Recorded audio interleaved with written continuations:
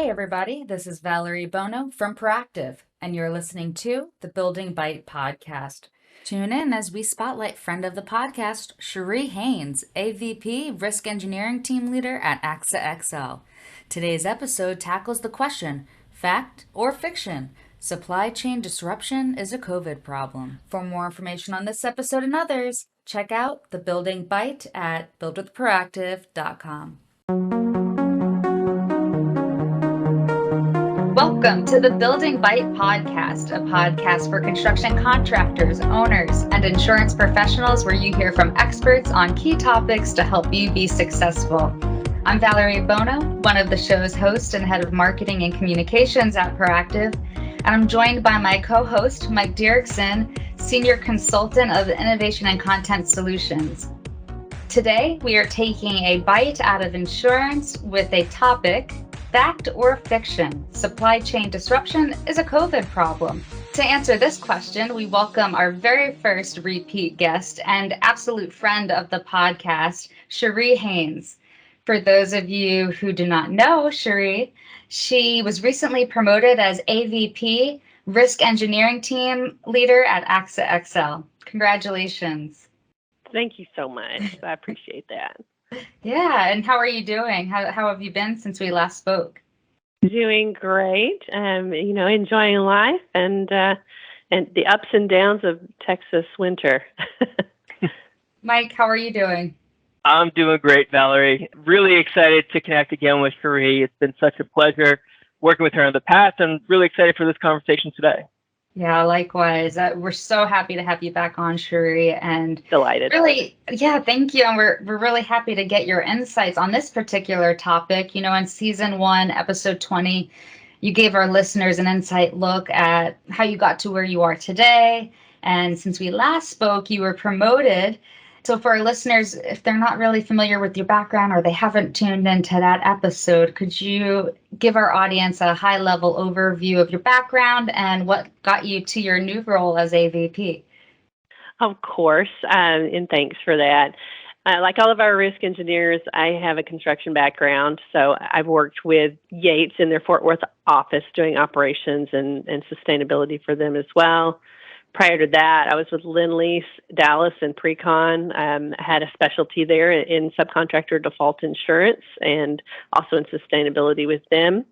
And before that, I was a partner in a small residential renovation and tenant improvement firm, which is really where my passion for sub-default started out, as it really impacted me personally if one of my subs defaulted there. I mean, I could end up holding a power tool, and nobody really wants that. So I joined AXA XL in 2012, my first job in insurance. I was the second risk engineer in the SDI line after Jim Reichert, and I have really, really enjoyed seeing the SDI product and our services come to maturity from those early days. And, now this leadership role, this is an incredibly high-performing team. I just try to keep things out of the way so that people can do the great things they're ready to do. My role is just to keep us all pulling in the same direction as we partner with our insureds as they keep making their risk management stronger. Well, it's a talented team, Cheri, and a talented leader. So great to have you back on. And I'm excited. I'm chomping at the bit here. I want to dive right in. So you and I had connected a few times. We talked about this. And I just want to get right to the big topic at hand with the big question. Is the supply chain disruption a COVID-19 problem? I wish I could give you a wonderful, positive spin on that, but unfortunately, I don't think so. COVID-19 really revealed and exacerbated some of the problems, but this was brewing a long time before COVID, and I think it'll continue to be a problem, even when COVID is no longer affecting us, which I hope is very soon. I do believe the primary business disruptions related to COVID are either past or managed, but there are so many other factors. There's increased demand related to the incredible amount of imports and online shopping that people have gotten in the habit of doing, during COVID. There's the size of projects and just the sheer number of projects that are ongoing right now. Backlogs are stronger than ever. There's changing demands related to shifting markets in the geographic sectors, as one type of work decreases, another increases. So it's always ebbing and flowing, and that affects, what the demands are. And then there are also all these material constraints, raw materials, components, finished materials, and these can pop up for so many reasons. Eventually, some of these things will smooth out through expanded manufacturing, the infrastructure work that's being done on ports and roads, but there is something that's always going to be next, and it takes a lot of focus to stay on those things as it develops. I guess the good news is that you can do a lot more about supply chain challenges than we could about COVID. So there's that. Yeah, that is a good point. And I think we can all agree, Cheri, that the best way to deal with a problem is to plan ahead and try to avoid it altogether. So in your opinion, what steps can our audience do, specifically, insureds and brokers? What can they be doing to try to mitigate these issues? Yeah, great question. The number one thing I would advise insureds to do is to put someone in charge of their supply chain issues who can get their arms around the big picture and really, really focus on materials and supply chains and review internal processes with an eye towards continuous improvement and adaptation. It's not something that can be handled, by a bunch of people working in different locations. Somebody needs to focus on it, whether that's one individual or a group of individuals within an organization. That's critically important. And then second would be, and this should be a parallel effort, is to think really hard about project pursuits. Choose the right work that's going to set builders up for success right from the start. And when thinking about the types of projects that folks are willing to take on, it's important to make an effort to focus on working with owners who understand what we're going through right now. What's the current market? What are the challenges involved? And, what's likely going to be required to bring a project all the way home right now is a little different than it was a couple of years ago. And if they get that project pursuit focus right, that should allow builders to set realistic expectations with the owners given the current environment. And to only make promises based in current reality, not on what we used to be able to do, not on what our historical data says, but on what the current market allows. That's critically important. And then a third thing that folks can do is really power up the conversation with their subs and suppliers as part of the qualifications process and as an ongoing process, to the extent possible to formalize and standardize the process of talking to subs about their supply chain and ensure that project teams are communicating early and very often as subs and suppliers. They're the closest to the issue. They can give you the most accurate information when it comes to lead times and availability and what they're worried about, what could become a problem. And the closer you can get to the source of that type of information, the better the information is going to be. Yeah, those are three great points, Cheri. So what do those types of conversations look like with subs or distributors? Yeah, those conversations are typically centered around understanding, what presents a challenge or what could present a challenge, and then identifying different solutions to those problems. People who are in and out of a particular material every day may have some creative ideas to solve a problem that you wouldn't necessarily think of if you're not that person who's right there in the weeds with it. So once you've identified a material that could become problematic through these conversations, you can begin to take the steps to avoid those potential delays and issues that could pop up. It's possible that there's a better solution for any given problem, but you're not going to find it if you're not having these conversations. Yeah, I like what you're saying about this, Cheri, because, there's a common saying with subcontractors that they don't struggle from lack of work, it's with overeating, right? Mm-hmm. But in this case, we're kind of talking about getting ahead of that and really utilizing them as partners. So in this case, I guess you could say you are what you eat. So with that being said, it's all about project pursuit. Who are you pursuing? What kind of work are you pursuing? And who are you choosing to work with on those project pursuits? So could you give us a little more detail about that then? Yeah, I really like that analogy. It is true that construction companies are in many ways the sum of their projects. In other words, they are what they eat. And one rotten one can sure give the whole enterprise indigestion for that matter.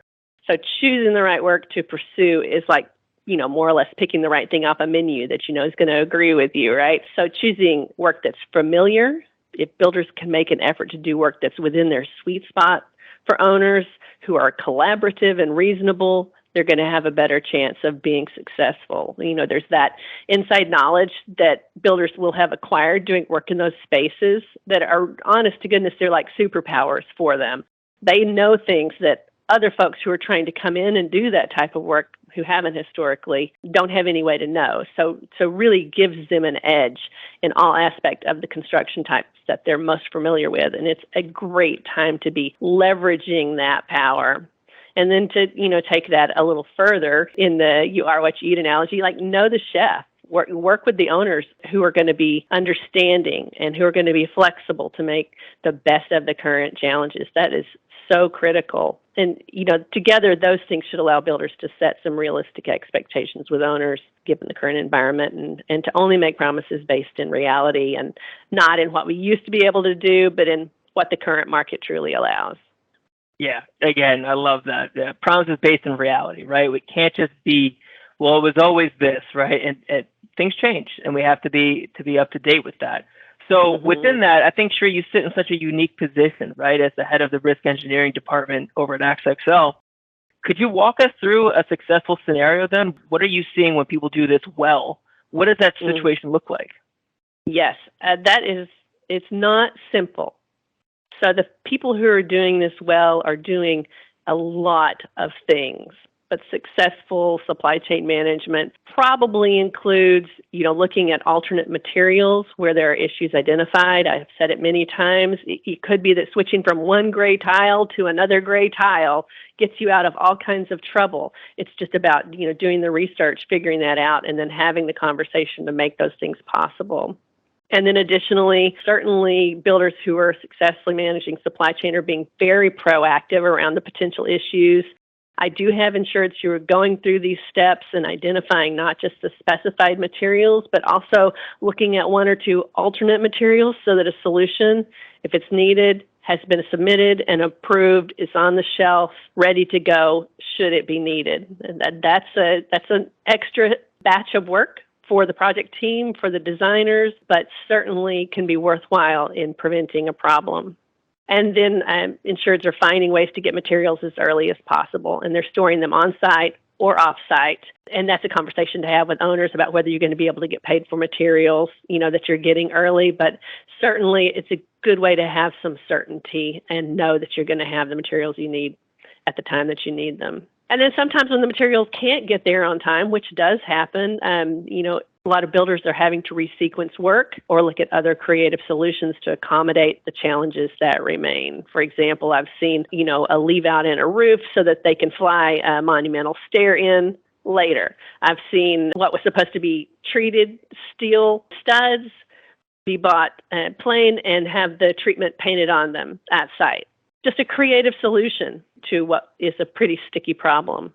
And, speaking of having trouble getting your materials, successful builders are really carefully tracking their materials right now, knowing from the time that they're being manufactured that they're headed towards the site, knowing what the transportation is, being able to have some visibility into that supply chain. Perhaps there's a technology solution that they're leveraging to help with that, or just straight communication. However they can, keeping track of the materials and where they are.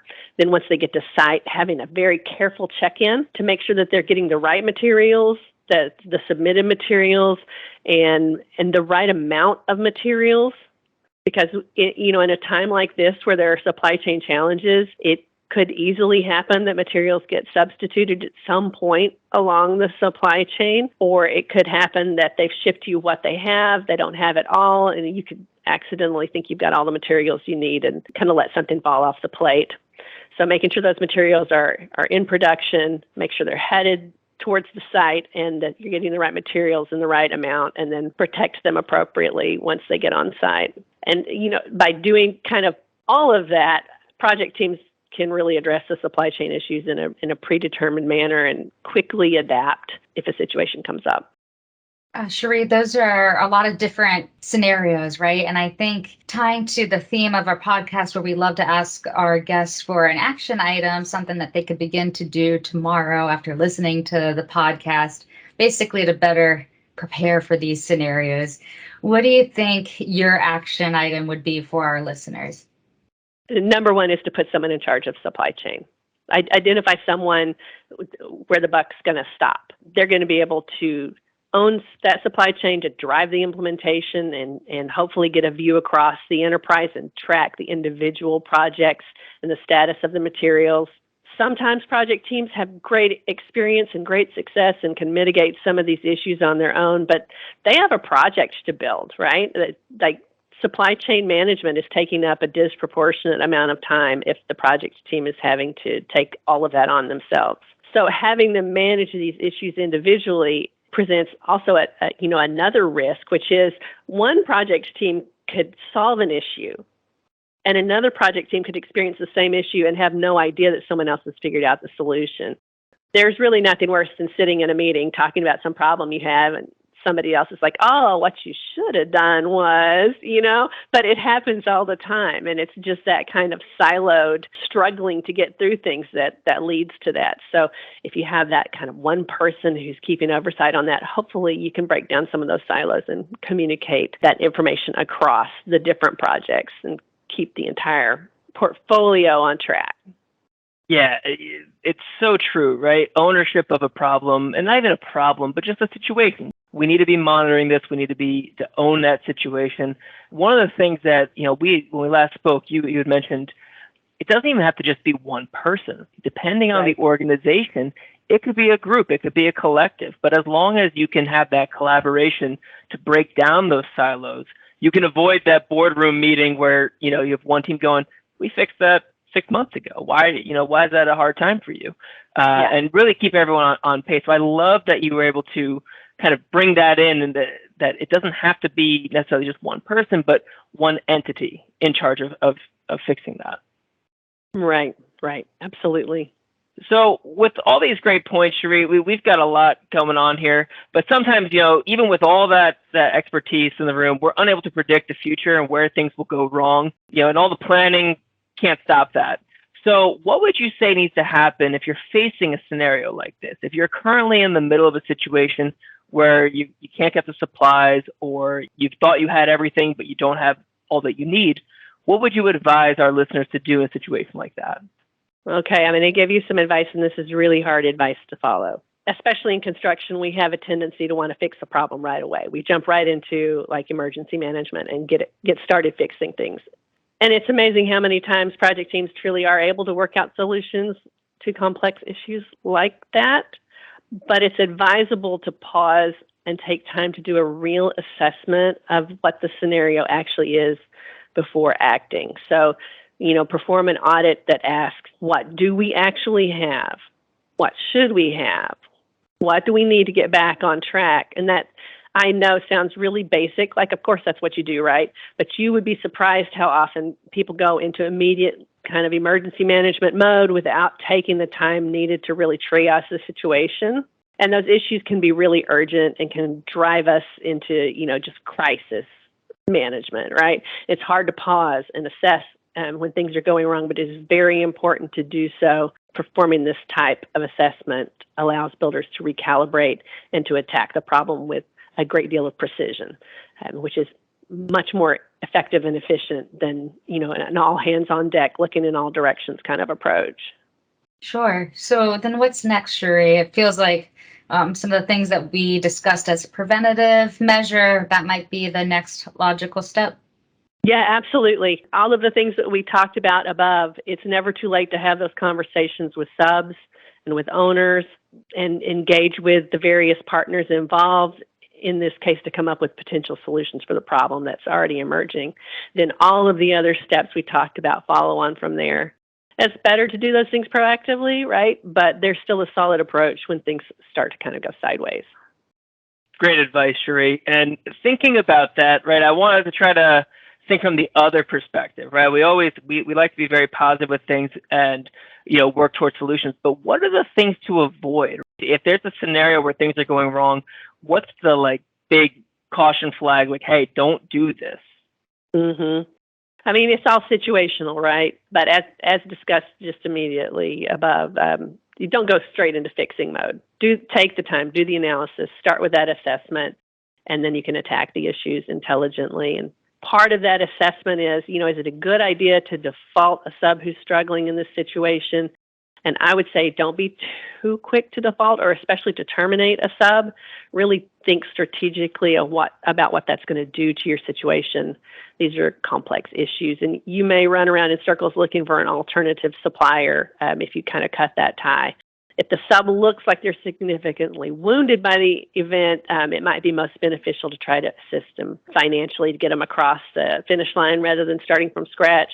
But then should you need to terminate and replace the sub, do make an effort to talk to the materials supplier so that you can take over that materials acquisition directly. Make an effort to keep any orders progressing or any production slots in line from a material manufacturing standpoint to reduce the potential for those issues becoming a bigger problem. Yeah, these are really great points, Cheri. So thank you for sharing those with our listeners. And it certainly challenges us to rethink our existing process and procedures. Yeah, it is definitely time for a fresh look at this issue. I don't think there's any topic I've heard more traffic about than this one right now. And it's a great first step would be to start looking at the materials and supply chain during subcontractor pre-qualification, which is a little different. I don't think I've seen anyone, formally include that in their pre-qualification before now, but it really helps to identify potential issues. And if subs can show that they're being strategic and provide diversity in their supply chain, that should help move them to the top of your list as you're qualifying subs. If they're already being strategic about the issues, that's going to play in a builder's favor. And it's also a great time to make sure that builders are proposing on work with current realistic expectations for their teams. That historical data, I think I mentioned this earlier, around cost and delivery may not be accurate or valid now. As a matter of fact, they almost certainly are not. So updating that historical data to reflect current reality becomes extremely important. It's very true, right? It has to be an active process. This is not something that you can, in essence, rubber stamp and just say, yep, we did it, and now we're good. Risk management is an ongoing thing and something that you need to be mindful of, staying on top of all that. So with that, Cheri, I know this is your second time around on the show. We always like to give our guests 3 takeaways. I know we've talked about so many great things for our listeners to latch onto. What would be the 3 biggest takeaways for you today? Yeah, I would say that organizationally, builders need to look at supply chain in a different way now. They've got to be far more proactive and collaborative with their partners in the effort. This includes those project pursuit conversations, possibly even project delivery methods that are more collaborative, and definitely ongoing conversations with subs, suppliers, owners, everyone involved. And then second, don't wait for things to go sideways. Know what presents the most risk and monitor it closely from the inception of a project. Don't make assumptions based in the past. Know what's going on right now with your materials. There are a number of ways to track that. A proactive company-wide approach to materials management, including monitoring which materials are most problematic at any given time, sharing those lessons learned and success stories, and performing materials audits to identify any slippage as it occurs. All of those things are called for. And talking to all the project teams proactively as well. They need to understand why this approach, and they need to buy into it to make it really successful. And then finally, to expand on that, focus on truly sharing the challenges and the solutions across the enterprise. Use those lessons learned and cycle that to the front for future projects. There is truly no better use of your project team's pain than to alleviate a future project team's pain with it. So I would encourage folks to make sure they're really closing that loop and getting all the way to the continuous improvement type of cycle with that. Sure. So we've covered a lot of ground so far on the episode, but is there anything that we didn't ask you that we should have? I would say one thing that people need to pay extra close attention to in this type of market is that in addition to carefully managing those materials and monitoring them, builders really, really need to focus closely on quality management in this type of atmosphere.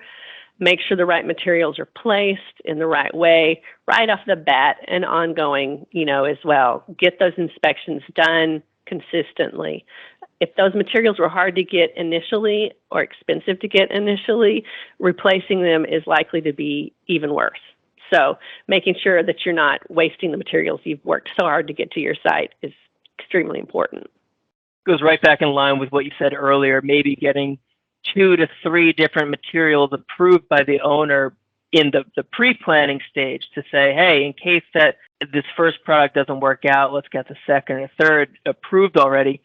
It's so much easier to put in the extra work up front than, a year and a half into a project, and now we're delayed by 6 months because they don't make this tile anymore, or we ran out of material. So truly some really great and dynamic advice, Cheri. So as we bring this to a close, again, to remind our audience, this is The Building Bite. So still BIM insurance technology with the experts. And today, Cheri is our expert. The last time we connected, Cheri sent us to Blue Goose in Dallas, Texas. I'm hoping for another good recommendation here. Where would you say we should go for a bite in Dallas? Oh gosh, there are so many excellent places to eat in the Dallas-Fort Worth area. Since you've had some Tex-Mex last time, maybe try some real Tex barbecue next. Depending on where you are in town, there are a couple of great ones. Maybe Hard 8 or Terry Black's. They're both really excellent choices. That sounds absolutely delicious. We will have to try that the next time we're all in Dallas together, and we'll definitely have to take you to one of those spots. Cheri, thank you so much for chatting with us today. If our listeners want to reach out to you, connect with you, where can they find you? Yeah, absolutely. I'm on LinkedIn as Cheri Hanes, CheriHanes, and my email is cheri.hanes@axaxl.com. Thank you so much.